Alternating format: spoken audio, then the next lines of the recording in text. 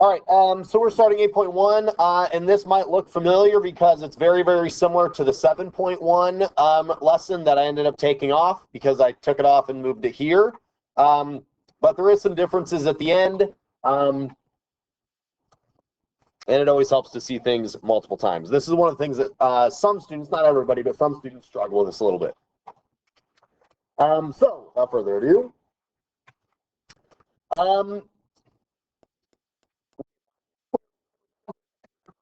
we're not solving for x squared, and we did that, I mean, in the quadratic lesson, we solved with x squared. If you have x squared is equal to something anywhere, you're going to have two answers, the plus and the minus. But if you're not solving, if you're not canceling out an exponent of 2, you do not need the plus or minus. So the square root of 25 is just 5. You don't need plus or minus. 144 is 12. 400 is 20. I feel like there's another one. No. I say that because I have had students that get confused, and literally on every problem in these next couple lessons, they put a plus or minus with all of them. That's not the case. We don't have to worry about that. Later on in this chapter, we will solve when we have different exponents. And so, yes, once we solve when we have the exponents, then we'll get into that a little bit more, and we'll talk about it, but we are not solving, so we're good. Okay. This is chapter 7. But your calculators, or most of those calculators in the back, will do this. I have been tempted to go through and set them so they can't. I mean, you could obviously set them then, like, so they do. But your calculators will. So if you just have an answer down and you don't have any work shown, I'm not going to give you any points for that. And again, it's because your calculator shows you that. So a lot of people like to ask, well, then why do I have to know how to do it? Why do I have to show my work? And one of the reasons, and this is one of the reasons I moved this lesson to chapter 8, the next lesson we do is not just square roots, it's over third roots and fourth roots and fifth roots, and it's over some of those other ones, and your calculator does not do those. So if today you blow this off and use your calculator for all of it, you're going to struggle tomorrow. So I tried to do it like this so you kind of understand how to do the square roots first, some of the easier ones where they're all the same. That way it makes tomorrow a little bit easier. You also have algebra 1, so for you. That said, I like to add this at the bottom. You can use your calculator to check your work, so definitely that is encouraged.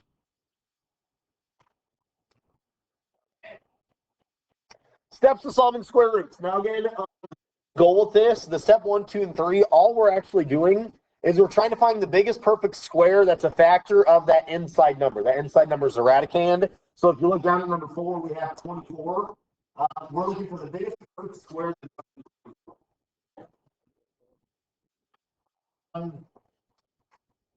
No.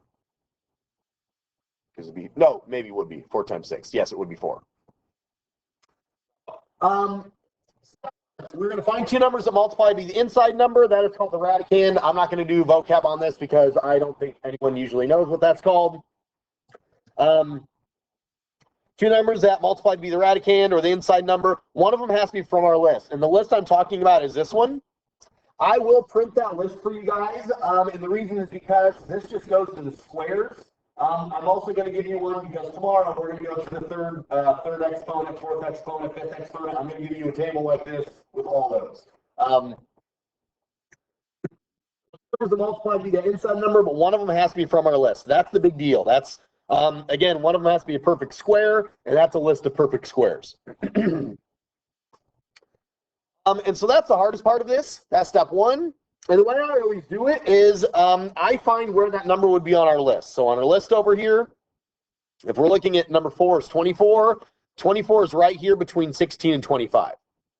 Now I just use trial and error, and I work with the biggest numbers, and I work my way down to the smaller numbers, and I try every one of them. And when I say try, I try to check if it's a factor, so I just divide. So 24 divided by 16 is some decimal or fraction, so that's not a factor. 24 divided by 9 is another decimal. So that's not going to be it. 24 divided by 4 does work. So again, I just use trial and error. Even if I'm pretty sure you know what it is, remember, there are some times that 4 works, but 16 also works, or something like that, where you use a smaller number and you should use the bigger one. So I always, every single time, just to avoid that, I always start with the biggest number, that's 16, and I work my way down. Even if I think I know, I do that, unless it's a small number like 8 or something. So 4 is the one that works because 24 divided by 4 is 6.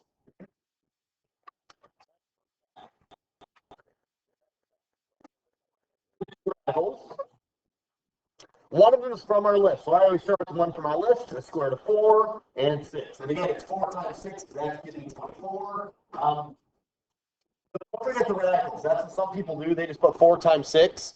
4 times 6 is 24. I'm looking for the square root of 24. So it's the square root of 4 times the square root of 6. And the reason we simplify it, because the square root of 4 is just 2. I said this before, but that last step, I don't think. But some people really struggle with that concept. Keep in mind, we're not changing anything. The square root of 4 is 2. That's what that is. 2 squared is 4, so the square root of 4 is 2. It'd be like the same thing as if I said, I'm going to replace, if I had 10 plus 8, that's 18. But instead of a 10, I'm going to replace that with a 7 plus 3. Yeah, I can do that because 3 is 10. You can easily do that. That's why I'm changing the square root of 4 into 2. I will have people that change the square root of 4 into just 4. I will have people that change the square root of 6 into the square root of 3. Make sure you understand why we're doing that. The square root of 4 can change to 2 because that is the square root of 4. That's the whole idea of using that perfect square. Now, that one wasn't too bad. 24 is pretty small. Obviously, as they get bigger, I would say they're not harder. They're just a little bit more time consuming. Same thing, if I do 80, so 80 is way down here. And I talked about this before, but remember, this list does continue. I did that because I have taught students that think it stops at 15. And so if they see one that's the square root of 200, they panic and don't know what to do. If you need to, you can make this list a little bit bigger. You could go on to 20 if you want, or 30, whatever you want to do. It's not hard to make this list longer. Just square all those numbers. So 80 would be right here. So again, I literally just use trial and error. That's a perfect factor. Now, a lot of people miss because a lot of people say, well, 4 times 20 is 80. Absolutely right. 4 times 20 is, but that's not the biggest one. Remember, it's almost like reducing fractions. If you have a fraction that is 12 over 20, and you divide both of those by 2 to reduce your fractions, you have 6 over 10. Yes, you did reduce it, but you still can reduce it more. So that's the idea. We want to keep reducing that more. Biggest one. The biggest one is to start with the biggest perfect square and work your way down. Use a calculator. I totally would. 80 divided by 64 is 1.25. That doesn't work. We're looking for a whole number, not a decimal. 80 divided by 49, decimal. 80 divided by 36, decimal. 80 divided by 25. You guys probably know that's a decimal without using your calculator, but not a bad idea to double check. 80 divided by 16. There we go. 16 times 5.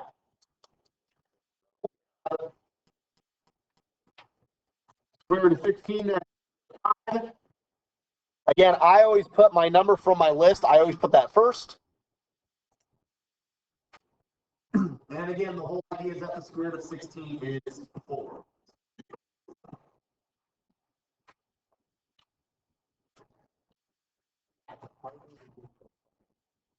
Because remember when I was doing trial and error and I was doing 80 divided by 64, 80 divided by 49, and I got to where 1 was a nice whole number.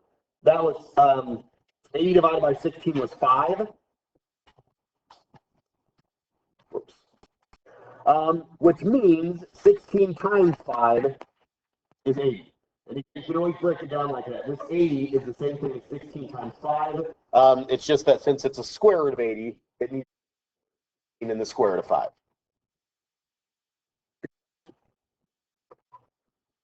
I'm going to explain this really quickly. because I do not want people to do this because it's not ideal.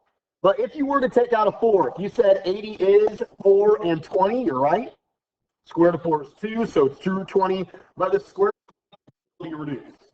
So if you switch that, that's square root of 4 times the square root of 4. We still have this 2. The square root of 4, we still have that 2. Is 2, which is 4, and then the root 5, which is the same thing we had. So if you would like to do it that way, where you use a smaller number, just please realize that you're going to have to keep doing it sometimes, but not all the time. I do not like when sometimes you can do more, because it's the same every time, you don't have to worry about it.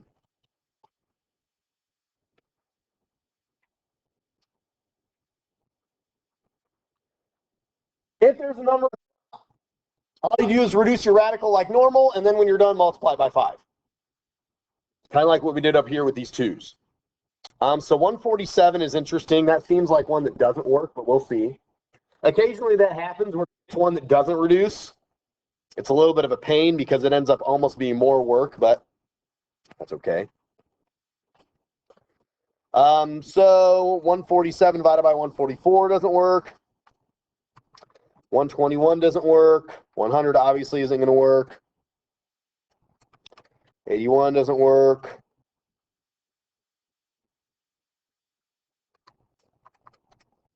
64 doesn't. Hey, 49 does. So I was completely wrong. It happens a lot, as you guys can probably imagine. So 49 times 3 is 47. And again, the reason I picked 49 was because it was from our list. Of 147. Remember, one of your numbers that you use in this step has to be from our list. Then the 5 out front. 5 multiplied by 1. Then radicals, just like we did before. The square root of 49 is 7. That's what we wanted. So it's 5 times 7 or 3. 5 times 7 is 35.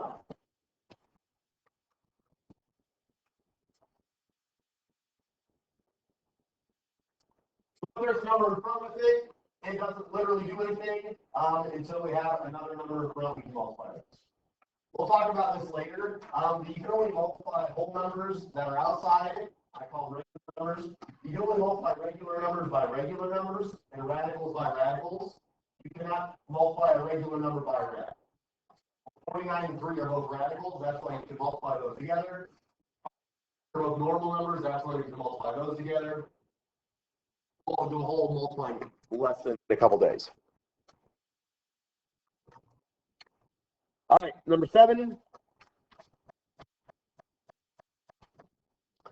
Let's see, square root of 180. So 180 is way down here. So again, this is the part that takes the longest, but it's not hard. It's just calculator work. 180 divided by 169. 180 divided by 144. Divided by 121. Divided by 100 doesn't work. 81 doesn't work. 64 doesn't work. 49 doesn't work. Oh, 36 works. Okay, I was there last time. So again, it takes a little bit of time, but it's not any hard math because you're just doing your calculator. So 180 is 5. The reason I chose 36 is it's from our list. Once that part down, I think the rest of it, I'm hoping it's pretty easy after this. Once it clicks, once it makes sense, I should at least say it's not much work. Square root of 36 is 6. So we get 6 root 5. But don't forget we multiply that by 3. So 3 times 6 is 18. So it ends up being 18 root 5. And again, so far for this lesson, you can put that in your calculator and double check your work. I don't know if I mentioned this earlier. Sorry, I probably should have. But this is the work that I need to see you guys put on your paper to get full credit. Small one like that, as long as you tell me the square root of 4 times the square root of 6, and then have your answer, you'll get credit for that. Same thing this one, you'll get credit for that. But that's the stuff I need to see. Number 6 and 70, show me both those. But again, at least if I see one of them, I can work with that. But I need to see something because, like I said, you put it in your calculator. Now, number 8's a big pain because it's the square root of 70. So if you go on our list, 70 is right here. And if you do 70 divided by 64, that doesn't work. 70 divided by 49 doesn't work. 70 divided by 36. 70 divided by 25. 70 divided by 16. 70 divided by 9. 70 divided by 4. None of those worked, so that's already as reduced as you're going to get. That doesn't happen all the time, but I wanted to make sure I mention that because some people get really confused. If you have one like this on a test, you can either put prime or can't factor or whatever you want to put for that. It's fine. It's more, not as much that you'll have one like that on the test, as much as there are problems later on that some of them reduce when you get your answer and some of them don't. We'll talk about that later. But again, you can put factor, prime, or honestly, if you just put the square root of 70, I'm okay with any of those.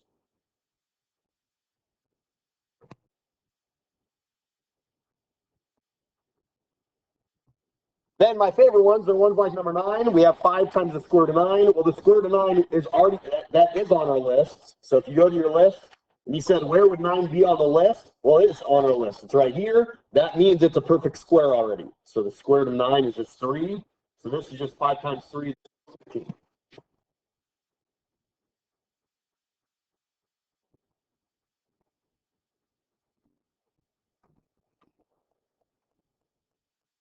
Questions on those?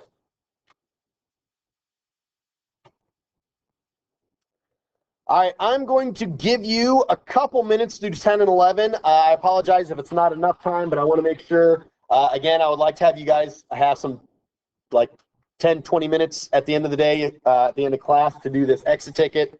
So go ahead, do 10 and 11. I'll give you 3 or 4 minutes on those. Then we'll move on.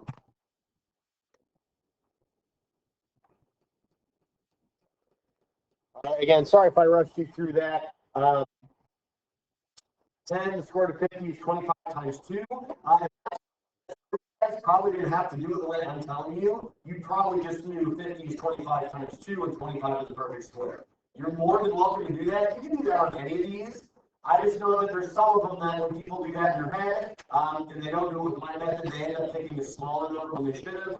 A good example is 108. A lot of people know that 4 goes into 108, and so a lot of people put 427. But there's a bigger number that works better. So it all depends on how confident you are. I'm not very confident, so I do all these confident.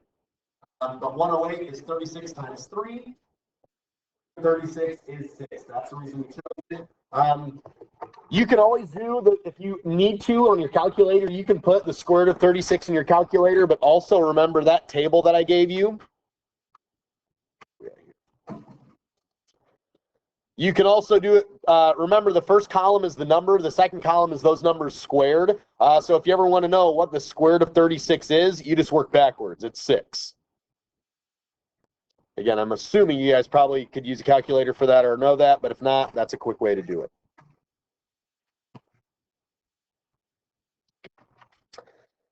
All right. So we've done that before, so I'm hoping that's a review. And actually, we've done it more recently than we normally would have, because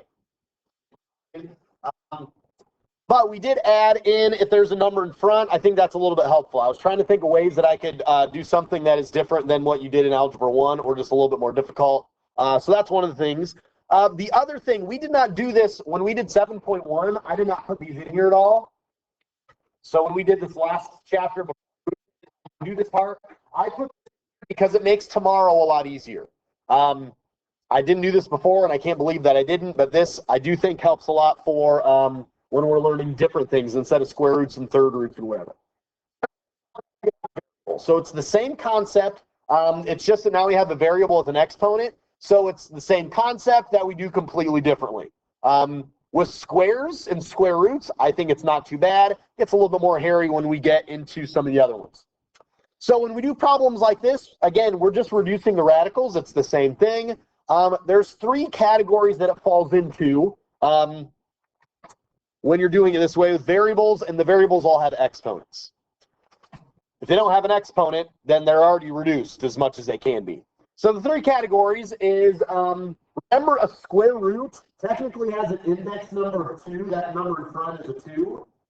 Later on, we'll do ones where the number in front is a 3 or a 4 or a 5 or something different. That's what we're doing tomorrow. But I think it helps to imagine a 2 there, if you want to put it divisible by 2, all by 2. That's one category for exponents divisible by 2. The second category, if exponent is smaller than 2. Well, for this one, there's only one number smaller than 2, and that's 1. So if it doesn't have an exponent, that's what it lands into. Again, it'll be a little bit different tomorrow. We'll talk about that. And then the last one, if your exponent is not divisible by 2, we're going to have to do a combination. So, category 1, if your exponent is divisible by 2, all we do is divide by 2. So 8 divided by 2 is 4. So to reduce this radical, it is just x to the 4. And when you do that division, if you want to think of it this way, when you do that division, that cancels out the radical. We do not have a radical. Again, the most common mistake on a problem like this is they end up having the square root of x to the 4th. Not on this. When you do that division, that cancels the radical. Again, if you put in a 2, then it's just 8 divided by 2. It's not a bad idea. Again, later on we'll have 3s and 4s, so I kind of like to do that, but you don't have to put that in. But that's all there is for that one. The square root of 100, again, you take that 100, divided by the index number is 2. 100 divided by 2 is 50, so this is just x to the 50. Again, there's no radical. You don't have to use the table that we talked about because these are exponents. These aren't numbers. That's it. If it's divisible by 2, aka if it's divisible by 2, no radical, done and done. If it's smaller than 2, it's already reduced. We can't do anything with that because we can't divide anything by 2 to get to that. And that'll make a little bit more sense in a second. So this one, we can't reduce that at all, if that just takes the square root of x. Now the next one, if it's not divisible by 2, but it's bigger than 2, we're going to use a combination of category 1 and 2. So I know I put 4 steps to this, but again, what I tried to do is I tried to match what we're going to do tomorrow with this. It's a little bit simpler than it looks because it's just a 2. We're only dealing with square roots today. So find the multiple of 2 that's as close to that exponent as possible without going over. So if you look at number 15, my exponent is 9. I want a multiple of 2. So 2 times 1 is 2. 2 times 2 is 4. 6, 8, 10, 12. A multiple of 2 as close to 9 as I can get without getting bigger than that. So 8 is as close as I can get without going over, but it's still divisible by 2. But say, oh, well, I just want it to be 8 because that's easier to solve. So we can say if we have 9 x's before 8, we need 1 more. And just like before, we still have the square roots. Now, the reason they're still square roots, and this is probably not the best mathematically sound way to explain, you remember, we did not divide anything yet. 2 to get, so the radicals don't cancel yet. We only cancel the radicals with these exponents when we divide. So from here, that's where it's pretty similar to what we just done doing. So we, in step 2, split it into 2 radicals. We talked about using step 1. And simplify the first radical, so the square root of 8, we just talked about, 8 divided by 2 is 4. Now I cancel out that radical because I did that division. 8 divided by 2 is 4, nice and even, no decimal. Since I did that division, that takes out the radical. You can't simplify that down at all, so it just stays. That's your answer for that.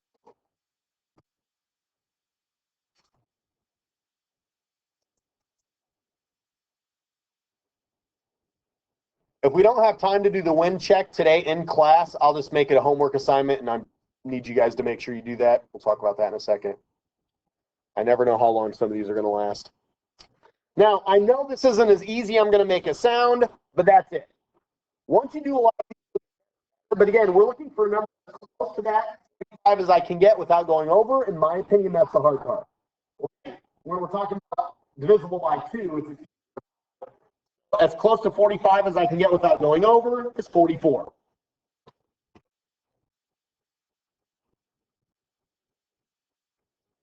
which leaves 1x left. That's a 44, not a 49.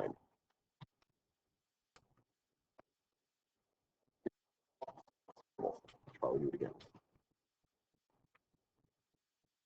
Okay.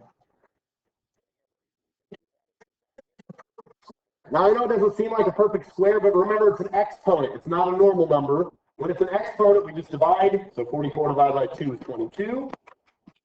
And the square root of x you can't change. And that's what you do for all these. Like I said, it's more complicated tomorrow, but it's nice to know these couple rules. And that's why I wrote those rules out. Like I said, I think I made it sound a little more complicated than it is, but I think that does help.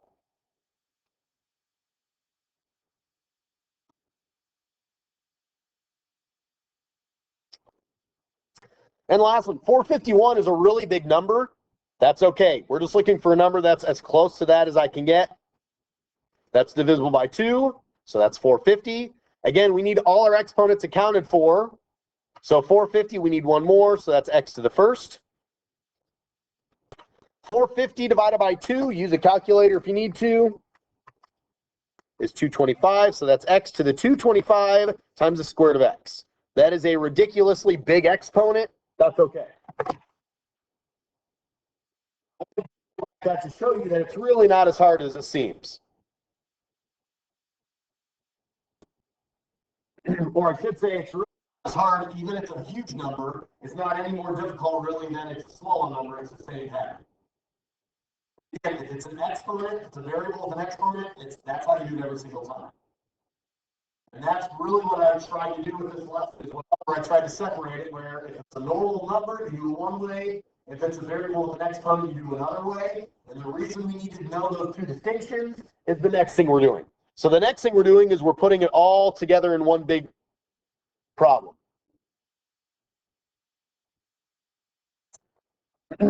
So when you do this, you probably can guess what you're going to do, but the first step you're going to do is you're going to split that up. So we have the square root of 147 and the square root of x to the 20. You've done that, you can do this already. Because once you've done that, you know how to do most of it. Because you do both of those problems separately. So the 147 is what we did earlier today. The x to the 20th is what we just got done doing. You just literally treat it like two problems. So 147, did I put a table down here? I should have.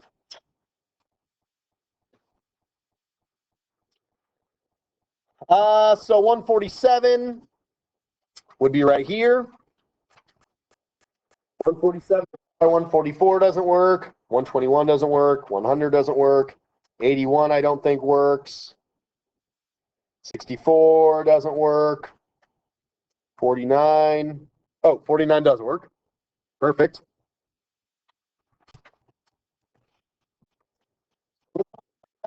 It's 49 times 3.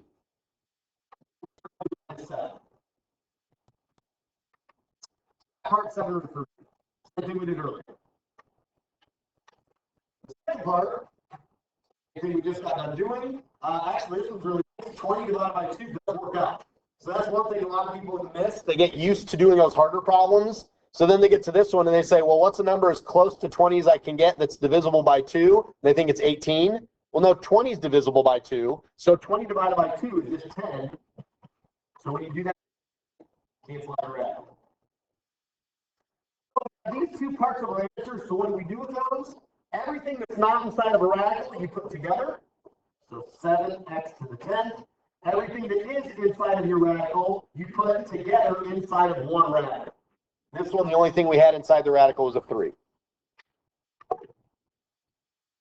Still think we're going to have time to get done with that lesson plan.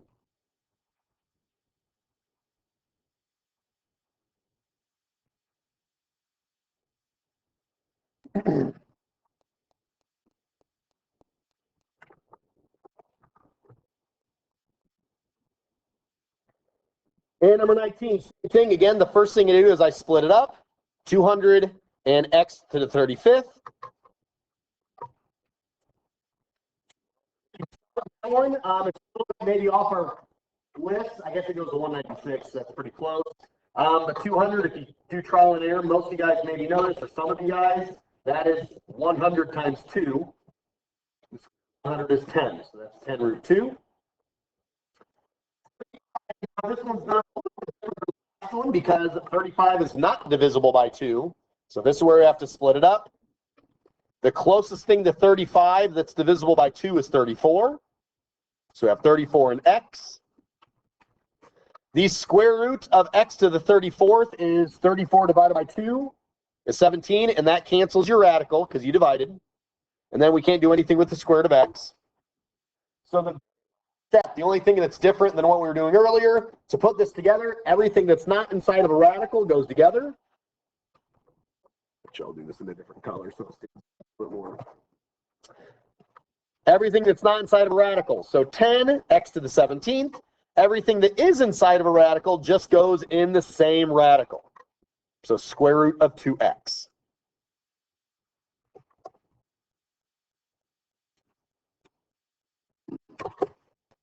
So I'm going to go ahead and stop there, and I want you guys to skip those problems. Do those win problems, those 3. In 10 minutes, you should be able to